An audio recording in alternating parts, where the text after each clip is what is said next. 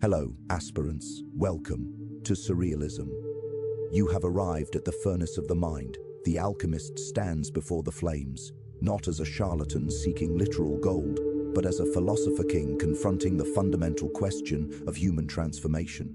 This image, so often misunderstood and caricatured, represents one of Western esotericism's most profound truths. Consciousness itself must undergo a process of dissolution before it can be reconstituted at a higher order of being. The phoenix, that mythological bird consumed by flame, only to rise renewed from its own ashes, it serves not as mere poetic ornament, but as an archetypal blueprint encoded in the collective unconscious of humanity. Ancient wisdom declared that all things are exchange for fire. This was not a statement about the weather. It was a statement about the soul. The fire that transforms is the fire of consciousness, encountering its own limitations, its own contradictions, and its own necessary destruction. Modern sensibility recoils from such language. We have been conditioned by a soft society to seek comfort at any cost, to pursue shallow pleasure, to avoid the descensus ad inferos, the necessary descent into the underworld of the psyche. Yet every authentic tradition of power insists upon a singular, brutal truth. Transformation without destruction is mere rearrangement. To become other than what you are, you must first cease being what you have been. In the laboratory of surrealism, we understand that this is not an invitation to self-destruction. The phoenix does not destroy itself out of despair. It destroys itself out of developmental necessity. There exists within the architecture of your mind a principle that the master Carl Jung identified as the transcendent function. It is the psyche's inherent capacity to synthesize opposing elements into a new totality. But this synthesis cannot occur while old structures remain calcified. It cannot occur while outdated identities cling desperately to their thrones. The burning, therefore, is not optional. It is the prerequisite for all genuine metamorphosis. The alchemical tradition constructed an elaborate symbolic vocabulary that modern readers mistake for primitive chemistry. This misreading represents a total failure of the intellect. When the masters spoke of separating the pure from the impure, when the texts described the conjunction of the sun and the moon, when engravings depicted kings drowning in mercury baths, these were not laboratory instructions. These were phenomenological maps of interior transformation. Carl Jung recognized this dimension. He devoted decades to studying these texts, not as historical curiosities, but as living documents of the psychological process. The alchemists were projecting their own psychic transformations onto material substances. The gold they sought was symbolic of the self, that archetype representing psychological wholeness and integration. The base metals, the lead and the iron, represented the fragmented, unconscious, and unindividuated condition of ordinary existence. The phoenix process in this context corresponds to what alchemists called the nigredo, the blackening, the necessary phase of putrefaction that precedes regeneration. This stage cannot be bypassed through positive thinking. It cannot be avoided through spiritual bypassing. Development inevitably passes through periods of profound disorientation, places where previous meanings collapse, places where existential darkness prevails. We do not pathologize this darkness. We recognize it as developmental fire. The doctrine central to both alchemy and the strategy of surrealism is this: consciousness evolves through successive deaths and rebirths. Each stage of development requires the sacrifice of what came before. The child must die for the adolescent to emerge. The adolescent must burn for the adult to be born. And even adulthood contains within itself multiple deaths: the death of certain ambitions, the death of cherished illusions, the death of the persona we constructed for social acceptance. The psyche moves toward wholeness organically, like an acorn becoming an oak. Yet, unlike the acorn, human consciousness can resist its own unfolding. We can refuse the fire. We can insist on remaining what we have always been, clinging to familiar suffering rather than risking the uncertainty of transformation. The alchemical texts speak of the opus contra naturam, the work against nature. It describes the conscious participation in your own evolution, the willingness to accelerate through intentional suffering, what would otherwise require decades of unconscious repetition. The phoenix does not accidentally fall into flames, it builds its own pyre. This stands in stark opposition to contemporary culture, which seeks to eliminate suffering rather than transform through it. We do not glorify pain for its own sake. Rather, we recognize that certain forms of suffering are developmental necessities, the heat required to melt what has become rigid, the flame required to burn away what is false, the ash required to compost the soul before new growth is possible. You are not merely a passive victim of psychological forces. You are a potential collaborator with your own transformation. The fire will come through crisis, through loss, through the inevitable confrontations life arranges. The question is whether you will merely be burned or whether you will become the phoenix, consciously entering the flames, knowing that on the other side of annihilation lies regeneration. The phoenix process unfolds through identifiable stages. Each stage has its own phenomenology, its own challenges, and its own alchemical correspondence. These stages are not strictly linear. Consciousness often spirals through them recursively, returning to the flame until the work is perfect. But they represent distinct phases of psychological death and rebirth. The first phase is the recognition of insufficiency, what the alchemists called calcination. Every authentic transformation begins with a moment of shattering recognition, the realization that this life, as currently configured, cannot continue. Calcination is the application of intense heat that reduces a solid substance to powder. Psychologically, it manifests as the collapse of previous certainties, the failure of strategies that once seemed reliable, the sudden, sickening awareness that the persona you have been performing is fundamentally inauthentic. This recognition rarely arrives gently. More often, it comes through a massive psychological reversal. Success reveals itself as hollow. Achievement brings not satisfaction, but existential vertigo. The very accomplishments you pursued become mirrors reflecting your own alienation. This is not depression in the clinical sense, though it may share its features. It is, rather, the psyche's revolt against its own confinement. The self is demanding recognition. The fire is beginning to burn. Many attempt to extinguish this fire through distraction. They double down on what is already failing. They seek external validation to silence the internal dissonance. These strategies constitute what alchemists called the false opus. It is work that simulates transformation while actually reinforcing stagnation. But the aspirant, the true phoenix, must resist the temptation to flee from the flames they have themselves ignited. Once calcination has reduced the hardened ego structure to powder, the work of dissolution begins.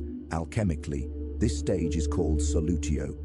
It involves immersion in liquid, the dissolution of solid forms into fluid potential. Psychologically, it manifests as the liquefaction of rigid identities, the recognition that who you have been is not who you are.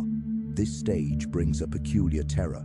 The ego, that executive function of consciousness that mediates your world, experiences dissolution as an existential threat. The boundaries that seemed so solid begin to blur. The boundary between self and other, between acceptable and unacceptable, between who I am and who I might become. In the laboratory of surrealism, we observe that at this stage, dreams become more vivid, more numinous. They carry messages from depths previously inaccessible to the waking mind. Synchronicities multiply. The rational mind, accustomed to total control, finds itself increasingly unable to maintain its dominion. Jung observed that this dissolution often manifests through invasions from the unconscious, the emergence of contents that cannot be assimilated by your existing mental structures. Symptoms may appear: anxiety, sleeplessness, obsessive thoughts. These are not merely pathologies to be suppressed.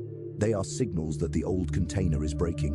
They are signs that new contents are demanding accommodation. The temptation at this stage is to pathologize the process, to seek medication or therapy designed solely to restore the previous broken equilibrium. While such interventions have their place, the surrealism perspective cautions against premature resolution.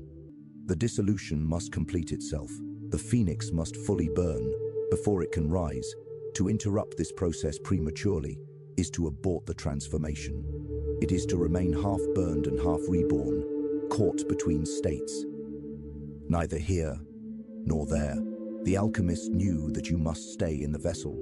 You must endure the tension of the opposites. You must allow the water of the unconscious to wash away the persona you spent years building. It feels like drowning, but it is actually the soul learning how to breathe in a different medium. The solid structures of your life, your job title, your social status, your good person image must be turned into fluid. Only then can they be recast into a higher form. Only then can the gold of the self begin to take shape. If you are feeling the heat or the drowning, understand where you are. You are in the solutio. The ego is panicking because it is losing its grip, but the sovereign within is preparing to emerge. Do not reach for the old life. It is gone.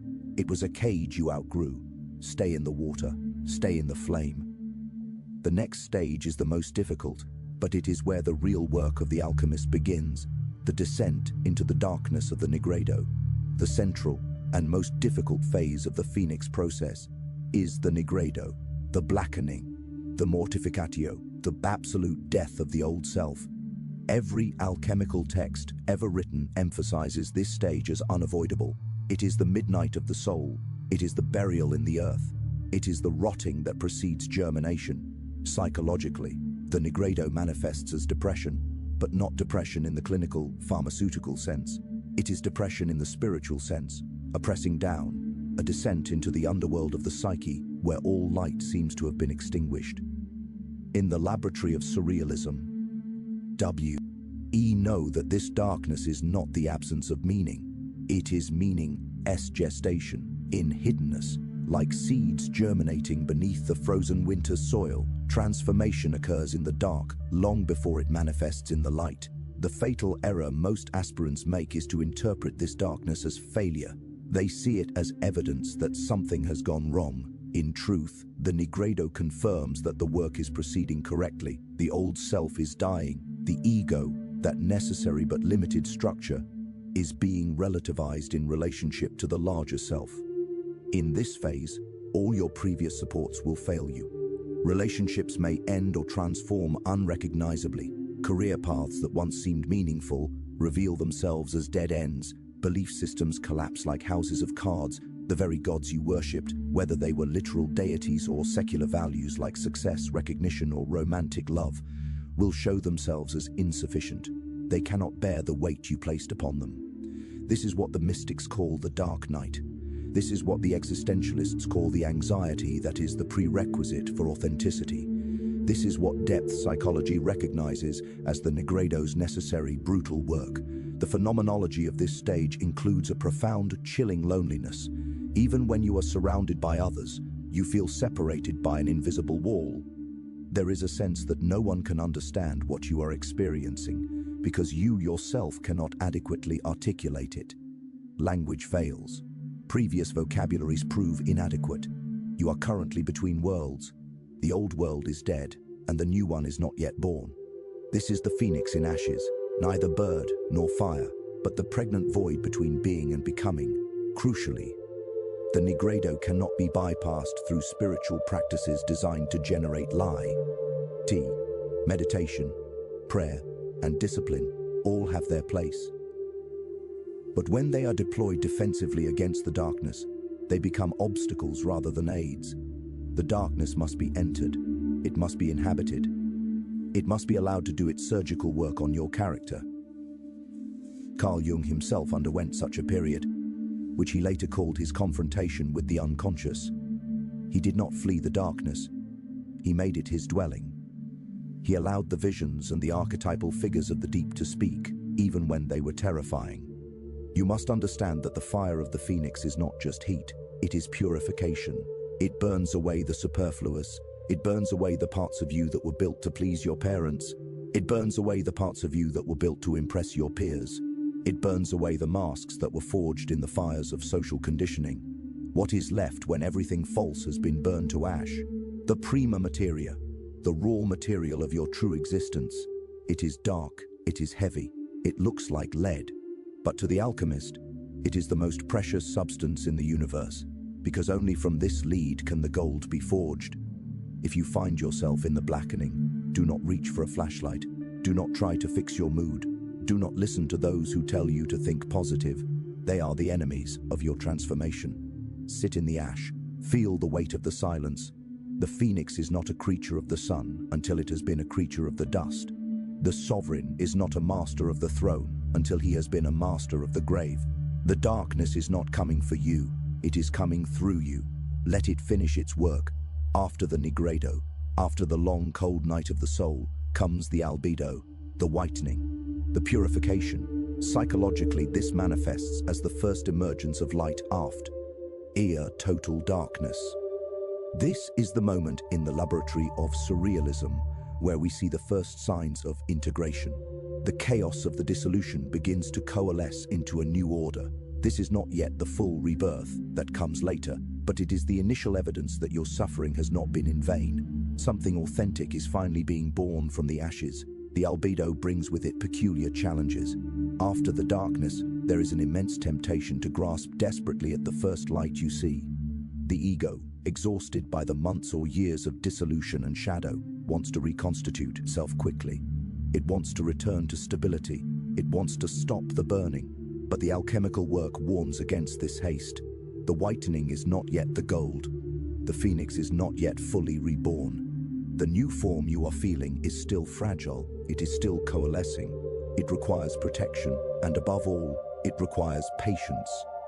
In this phase, new insights arise with a startling, crystalline clarity. Patterns that were invisible to you for decades suddenly reveal themselves. The suffering you endured in the earlier stages suddenly makes sense. It was not meaningless torment. It was the necessary preparation of the soil. Your relationship to the parts of yourself you previously rejected, your shadow, begins to shift.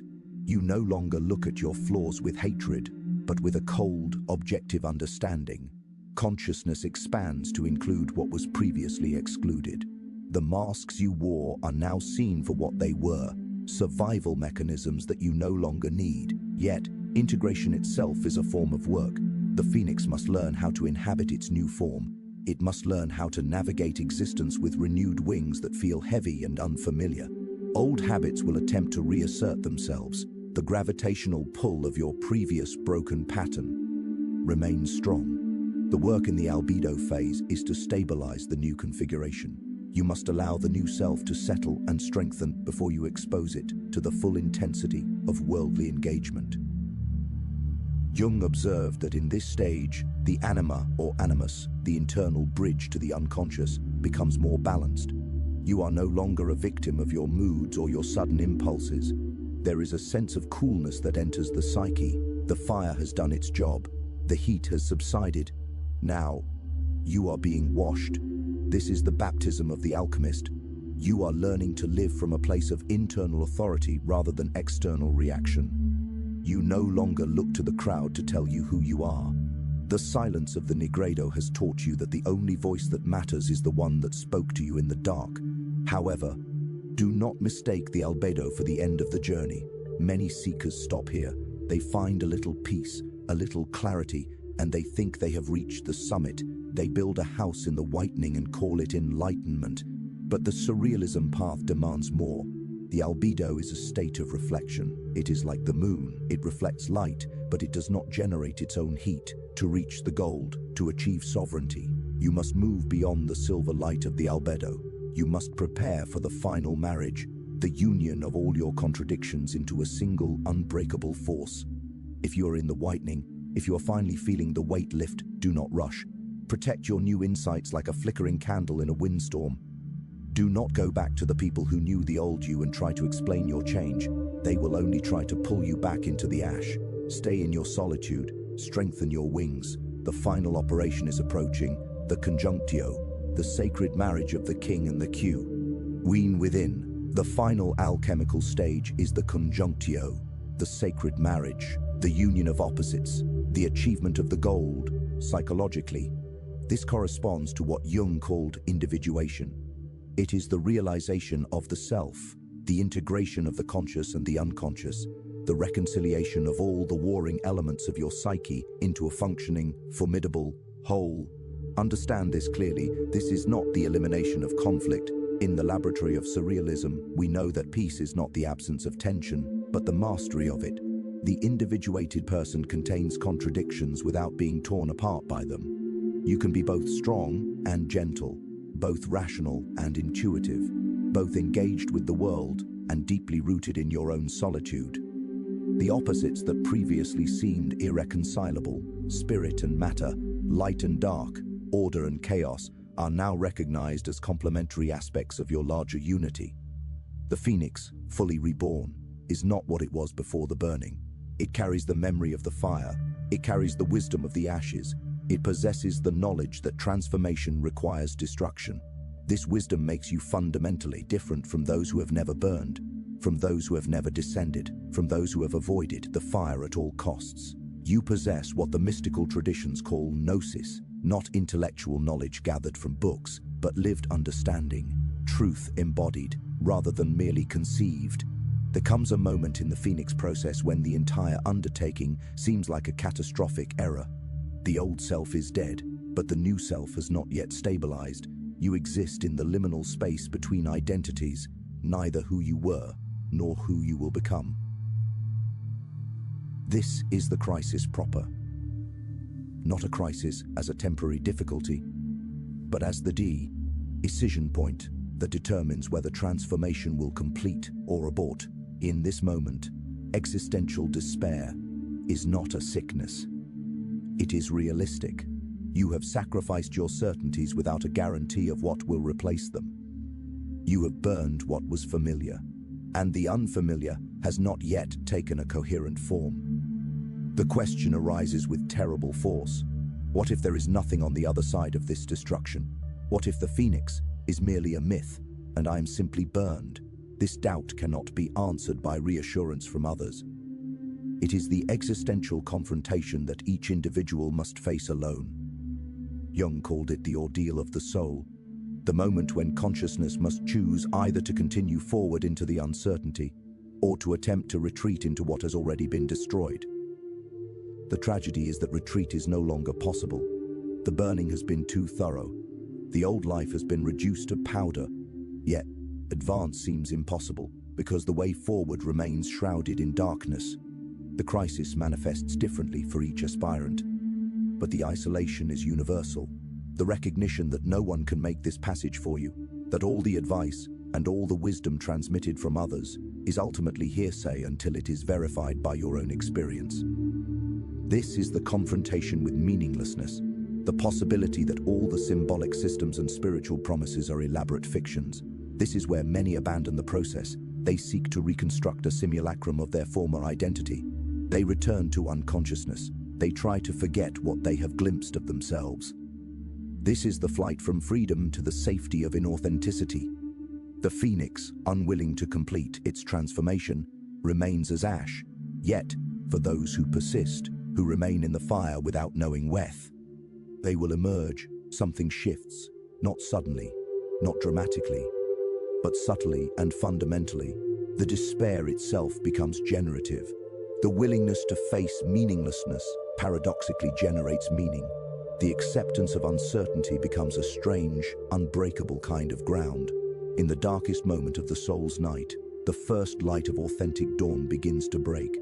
This is not faith in the religious sense. It is what the philosophers call authentic being, the recognition that finitude and uncertainty are not obstacles to meaning, but its very conditions. The phoenix rises not despite the fire, but because of it. Consciousness, purified by its own dissolution, reconstitutes itself on a new foundation, not the inherited certainties of your culture and your conditioning, but the hard-won truth of your individual experience.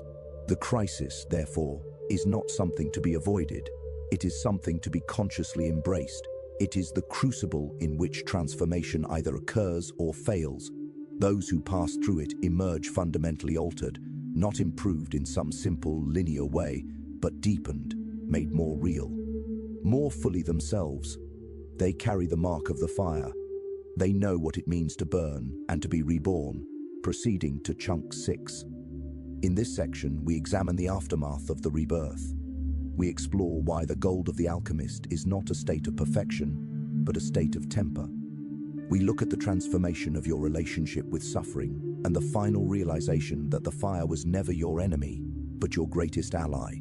Chunk 6, the mastery of the integrated self, approximate length, approximately 8,800 characters, the sovereign strategy. What emerges from the Phoenix process is not a perfected self.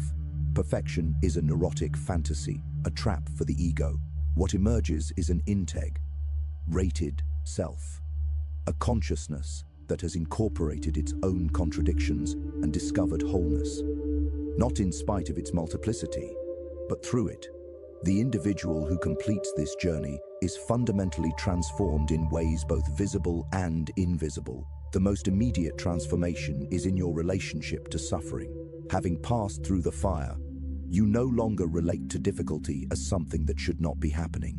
You no longer view pain as evidence of failure or as some divine punishment. Suffering is recognized as inherent to existence.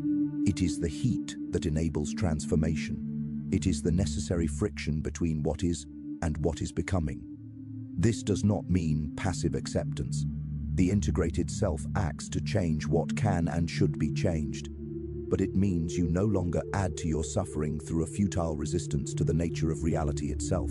There is also a profound transformation in your authenticity. The person who has burned away their false identities no longer performs selfhood for an external audience. The masks that once seemed necessary for social survival are now recognized as optional. Their use becomes conscious and strategic, rather than compulsive. This is what Jung meant by differentiation from the collective, the ability to think your own thoughts, to feel your own feelings, to live according to values tested in the furnace of personal experience, rather than merely inherited from your culture. The relationship to the unconscious also changes radically. It is no longer experienced as a threatening chaos or a source of lurking demons. The unconscious is recognized as a source of wisdom, creativity, and constant renewal. Dreams are attended to. Intuitions are trusted. The symbolic dimension of existence becomes visible in a way it was never before. Synchronicities, though, say meaningful coincidences that the rational world dismisses, are experienced as communications, signals from the deeper layers of the psyche and the cosmos. Perhaps most significantly, the integrated self develops existential humility. Having discovered the limits of your own ego consciousness, having been dismantled and reconstructed, you no longer harbor illusions of total control. There is a quiet recognition that you emerge from depths that remain mysterious, that the self you have become continues to be a process, that further deaths and further rebirths await you in the future. The phoenix, once risen, knows that it will burn again. This integration does not produce a state of permanent bliss. The integrated self still experiences the full range of human emotions. You will still confront challenges. You will still make errors. What changes is your relationship to these experiences. There is more spaciousness in your mind, more capacity to hold contradictions without fragmentation, more ability to respond rather than simply react. The fire has created in your consciousness what metallurgists call temper. Strength gained through controlled heating and cooling. The work of integration is ongoing. The opus is never truly complete. Consciousness continues to evolve, to encounter new challenges, to discover previously unconscious material that demands integration. But there is now a confidence, earned through blood and fire, rather than borrowed from belief. A confidence that whatever arises can be met. A certainty that further dissolutions, should they come, will not destroy you. They will only deepen you. The phoenix has finally learned to trust the fire. In the end, what the alchemists understood, and what we recover for the modern world in surrealism, is this. Transformation is not granted by grace. It is not achieved through a hack. It is realized through the willingness to burn. The gold you seek cannot be found, or purchased, or inherited. It must be forged in the fire of your own becoming, in the crucible where everything you thought you were is reduced to ash, so that everything you actually are can emerge. The secret was never in the formula. It was never in the ritual. It was never in the teaching. It was always in the courage to enter the flames, knowing you might not emerge, yet entering anyway.